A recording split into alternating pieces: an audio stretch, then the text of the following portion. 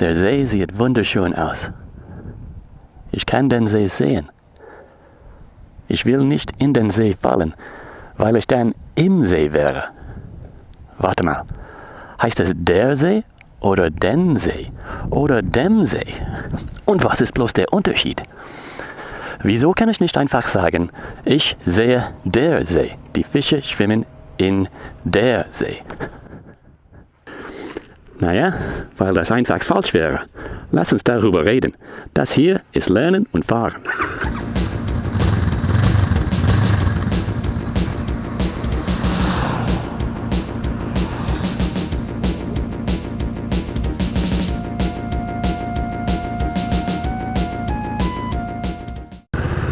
Let's talk about case.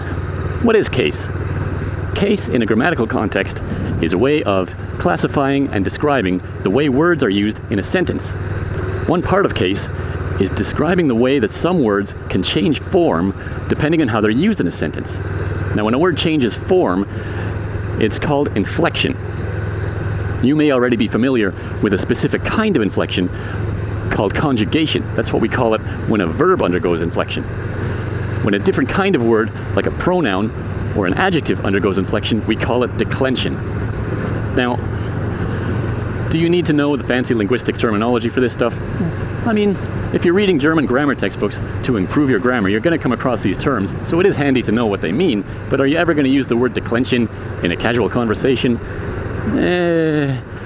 Maybe if you're a language nerd like me, but in general, probably not. But let's take a look at it anyway, because it's good to see the nuts and bolts behind this stuff so we can apply it in speech later. So when a verb undergoes inflection, it's called conjugation. For example, I am happy, you are happy, he, she, or it is happy. Am, are, and is are all the same word in English. They're just different inflections or conjugations of the same verb to be. Now, other than conjugation, we don't generally do a lot of declension in modern English. Fun historical note, about 1,000 years ago, the language that we now call Old English did have a fully inflected case system, not terribly dissimilar to what you see today in modern German. But over time, English kind of mutated and we lost that inflected case system. Now, whether that's a good thing or a bad thing depends on your point of view. I guess there's pluses and minuses. The pros are that without a fully inflected case system, the language is a bit easier to learn. But the cons are that if English is your native language and you're trying to learn a different language like, let's say, German, that does have a fully inflected case system, you're going to be at a bit of a disadvantage because you're going to have to use inflection in ways that you've never had to use it before. Now, the English language has 3 cases. We have a subjective case for describing the subject part of a sentence, an objective case for describing the object part of a sentence, and the possessive case. The German language has 4 cases. That's one more than English. In German, they have the nominative case, which maps very nicely to our subjective case. They have the genitive case, or genitive in German, which maps very nicely to our possessive case. But then they have 2 oddball cases in the middle, the accusative case and the dative case. Now, both of those map to our objective case, but they do so in different and sometimes surprising ways. The dative case in particular shows up sometimes where you would least expect it to show up. Now, the plan is, for the next 4 videos, including this one, we're going to spend 1 video per case in the German language and relate it back to English. For this first video in the subject, we're going to zero in on the nominative case in German. This is the easiest of the 4. It relates to the subjective case in English. So, to get started, let's do a quick review of the anatomy of a basic sentence. Most sentences, not all, will start with a subject. This is the person, place, or thing that is doing the action of the sentence. Almost all sentences will have a verb, which is the heart and soul of a sentence. The verb describes the action, what is happening in the sentence. And then some sentences, not all, will have an object part, which is the person, place, or thing that is on the receiving end of that action. And in English, they're going to come at you in that order: subject, verb, object. We're pretty strict about this word order in English, with just a couple of oddball exceptions, like, let's say, passive voice. But we're not going to talk about passive voice because I really don't like it. It might be worth a video on its own. So, an example. Heinrich throws a piano out of the window. What is the subject? Well, we know because of the word order rule in English, subject, verb, object, that Heinrich, because it's in position 1 in the sentence, is the subject. Now when I say position 1, I'm not necessarily meaning word 1. The subject can be made up of more than one person, place, or thing. For example, Heinrich und Karl throw a piano out of the window. Position 1 is Heinrich and Karl because there's 2 of them in the subject, but it's still called position 1. So the verb part of the sentence, the action, is throws. Something is being thrown in this sentence. The object part is a bit complex, but in English we can break it down into a direct object, which is a piano, that is the person, place, or thing that is being thrown, and then out of is a direction, so that introduces the indirect object in English, the window. The window is neither throwing nor is it being thrown, it's just sort of an innocent victim in all this. Why is Heinrich throwing a piano out the window? I don't know, maybe he really hates piano lessons. Alright, let's zero in on the subject part of that sentence. That's what we're going to talk about in this video. In English, it's reasonably straightforward. The subject can either be a named person, place, or thing like Heinrich, or if it's clear in the context of the conversation that we're talking about Heinrich, we don't have to mention him by name every time. It gets repetitive. In order to cut down on repetition, we can use what's called a personal pronoun. And more specifically, we can use a subject pronoun. There's a bunch of subject pronouns in English that can only be used in the subject part of a sentence. These are words like I, he, she, it, they, you, we.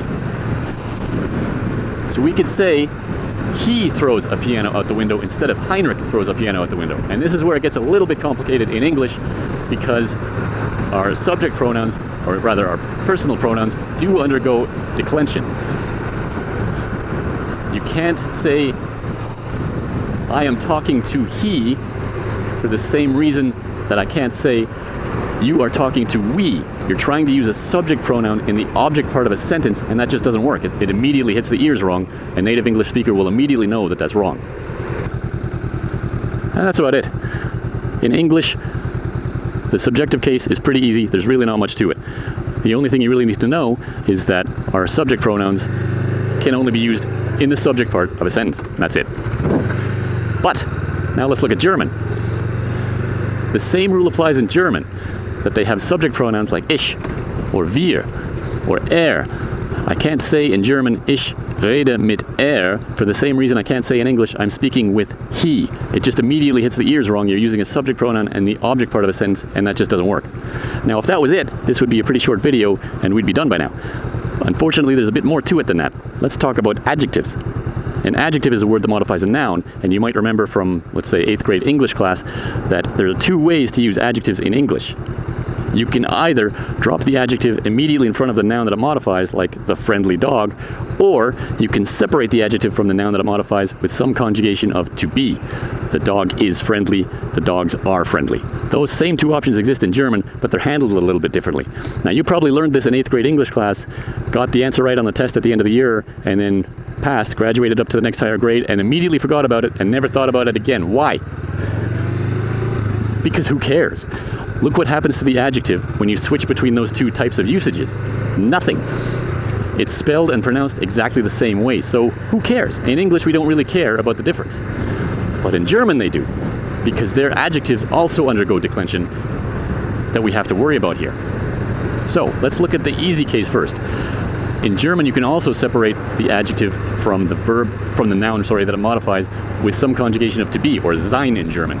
Der Hund ist freundlich. Die Katze ist nett. Das Haus ist klein. Great. The adjective can just be used as is, just like English, no problem. But if you want to do the other usage, if you want to put the adjective directly in front of the noun that it modifies, you've got to add an ending to the adjective, which wasn't there before.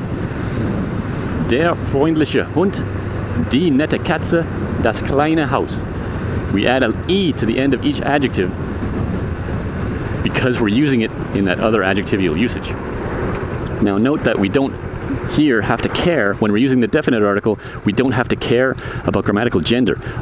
All 3 grammatical genders take the same adjective ending, which is nice. It's very easy to learn. It's very consistent. Consistency is good because it helps us remember. But let's talk about the indefinite article. In English, of course, that's a or an. And you remember the rule from when you were a kid, but how to choose which one of those to use. It's if the following word starts with a consonant, you use a cat, a dog, a monkey. If the following word starts with a vowel, you use an ape, an alligator, an elephant. Great. The German indefinite article is ein, and the interesting thing about ein is that it doesn't care what letter the following word starts with. So this is one of the rare examples where the English language is very slightly more complicated than the German language. That rule I just recited about how to use a or an does not exist in German. So savor this moment, because it doesn't happen very often where the English language is a bit more complex than German. Usually it's the other way around. The only catch to using ein is that with grammatically feminine nouns, it's not ein but eine. So ein Hund, ein Haus, eine Katze. Why are grammatically feminine nouns treated differently than grammatically masculine or neuter nouns? I don't really know. They just are. So, if we want to use an adjective with the indefinite article, things get a little weird. Ein freundlicher Hund. Wait, what? Where did that R come from? Ein kleines Haus. Wait, kleines? What is kleines? Eine nette Katze. Okay, with grammatically feminine nouns, the adjective ending is the same between the definite and the indefinite article, so that's nice and easy to remember. So let's put grammatically feminine nouns to one side for the moment and focus on grammatically masculine and grammatically neuter nouns, because we want to understand what just happened there. So, I'll show you a trick that someone once showed me that helped me remember this. Look at the definite article in the grammatically neuter and grammatically masculine cases. This is das und der. Specifically, look at the last letter in those words. That R and that S wants to show up once when describing something, either at the end of the article or at the end of the adjective, but not both. So if you start with the definite article, der or das, that R or that S has already shown up, so it's happy. But if you start with the indefinite article, ein, that R and that S has not shown up yet. And if it doesn't show up at the end of the article, it needs to show up at the end of the adjective. So ein freundlicher Hund, that's where that R comes from. Ein kleines Haus, that's where that S comes from. Now kleines means exactly the same thing as kleine and klein. They're all the same word. They're just different inflections of the same word. The same way in English that is and am and are all the same word, just different conjugations. Now you're probably not used to conjugating adjectives, or rather making them undergo inflection, because we simply don't do that in English. It's one of those things you've got to wrap your head around when you move to German. Now, you might be asking, what happens if I've got more than one adjective that I want to put in front of a noun? Do all of the adjectives get the same word ending? Yes, they do.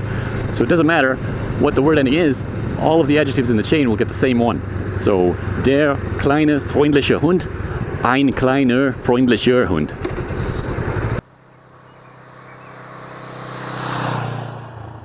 And that's really about it. The nominative case is the easiest of the four cases in the German language, not terribly dissimilar to English, with the added exception that you have to worry about inflection on the adjectives as well as just the pronouns. And that's it. In the next video, we're going to start looking at the German object cases. There's two of them. In the next video, we're going to look at the accusative case and see how to start describing the object of a sentence in the German language.